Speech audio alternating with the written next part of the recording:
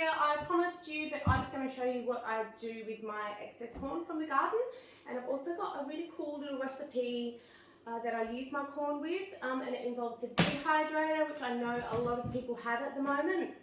I'm also using my Kenwood processor. I know that a lot of people have Thermomixers, so I'm sure you guys can make light work of this as well. So firstly, you know, I harvest a lot of corn, and sometimes we just don't feel like eating corn every night, and some of it needs to be frozen. What I generally do with my excess corn, if I want to freeze it, is I will get a sharp knife and I'll just come along, making a bit of a mess, and I'll just take the corn kernels off like that, okay? And then I will just throw that into some snap-lock bags and chuck it in the freezer. You could also steam your corn first, so it's a little bit, or blanch it so it's a little bit more tender, and then take the kernels off and freeze it that way as well, but I'm doing it fresh. So here's some corn that I have done earlier that's been in the freezer, and I'm going to show you how to make raw corn crackers. These are so yummy, I love them. So anyway, what we're going to do is we're going to add in 3 cups of fresh or frozen corn kernels, whatever you've got handy. You can always get frozen corn from the supermarket too, that's easy enough. So we've got 3 cups of corn. We're going to add in half a onion. Now, one of the key ingredients that's going to allow these corn crackers to sort of bind together is we're using flax or linseed, I should say. They're 2 words that probably get used interchangeably. So what I've done is I bought whole flax seeds and then I just ground them up in my coffee grinder, but you can also buy flax that's already pre-ground. And it's really, really high in omega fatty acids as well, which is great. So that's half a cup, and I'm just going to throw that in there as well. And then we've got half a teaspoon of paprika. I've used smoky paprika just because I like that flavour. If sweet's all you got, that's cool too. And then I've got a teaspoon of cumin, my favourite, which also really gives it that sort of Mexican-y corn cracker taste. And then I've also got here half a teaspoon of caraway seeds.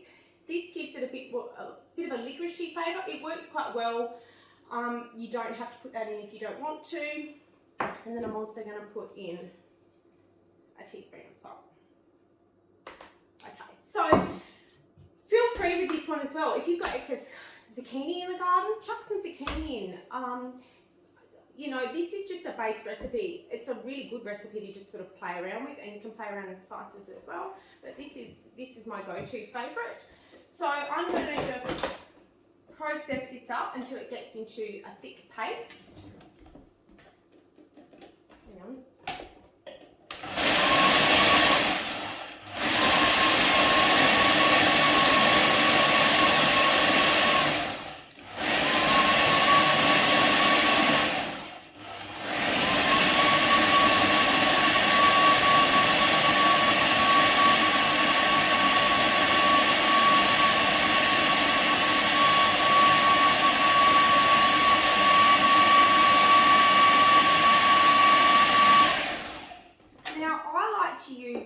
I do like the frozen one because they add a bit of water in, but this one's sort of taking a little bit of time because the corn is so frozen. So I'm just going to add in a little bit of water.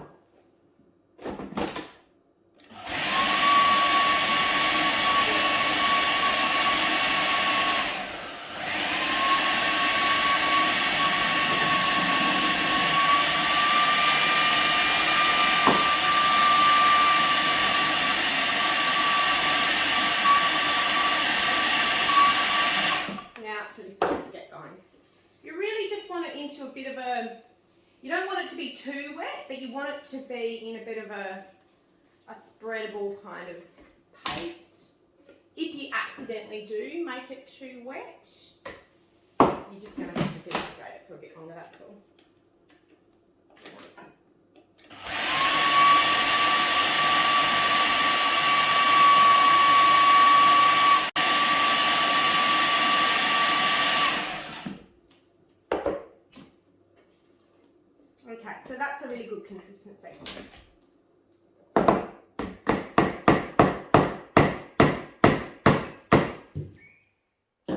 So this is the consistency that we're sort of looking for. As you can see, it's probably a little bit like toothpaste. It's sort of not too wet, but it's going to be really easy to spread onto your dehydrated sheets. Now at this stage too, give it a taste. If you think it needs more salt or cumin or whatever, chuck some more in. I think that tastes pretty good. So, right.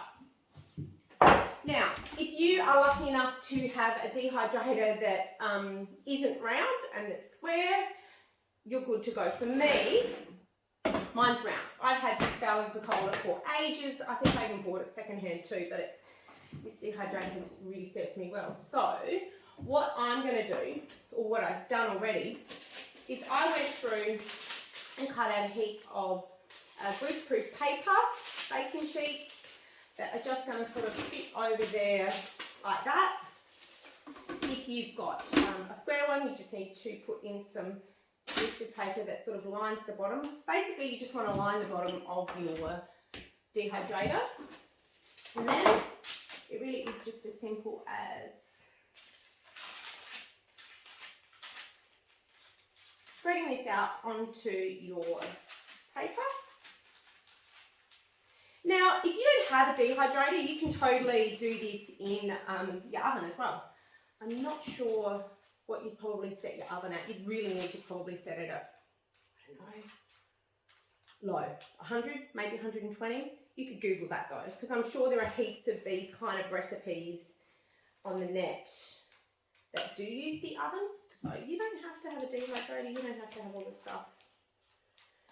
And play around with it as well. I've added herbs into this as well, like fresh coriander, fresh basil, parsley. Parsley and coriander are really good in this. I'm just keeping it simple.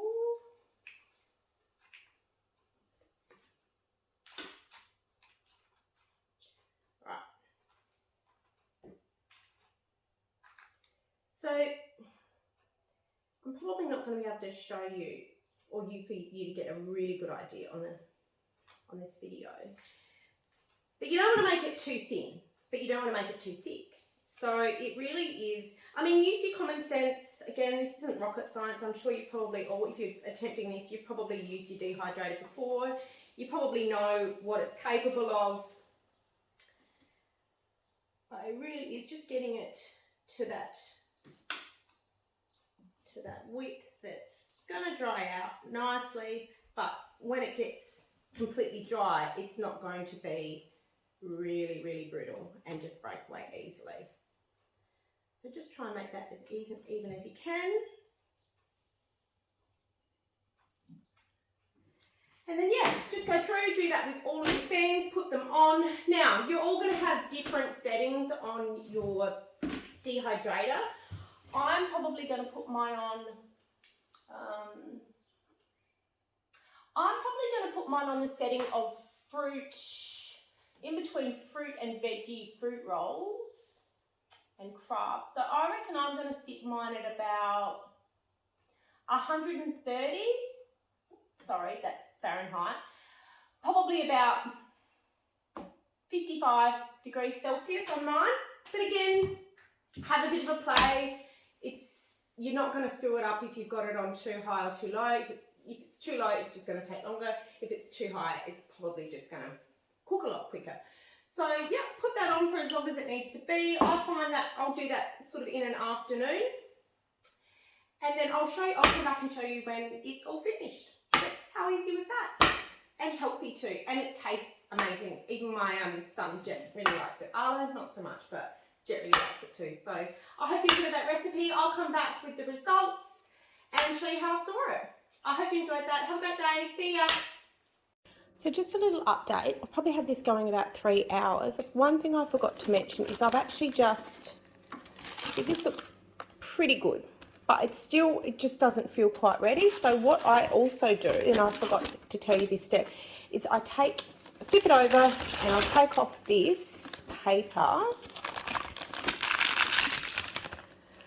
and I'll let it go for a little bit more. And just without the paper on, that'll really help to dry up those last little bits that aren't quite there yet. So flip it over, take off the baking paper, let it go for a little bit longer, and then I'll come back with the result. And here we go, this is the final result. So this has taken probably about a good 5 hours, I reckon.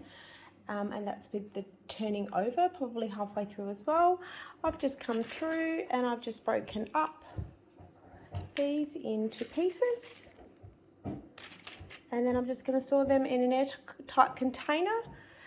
And they should probably last from, I don't know, they don't usually last longer than a week in our house. So beyond that time, I'm not sure how long they'll last. But just a fantastic recipe.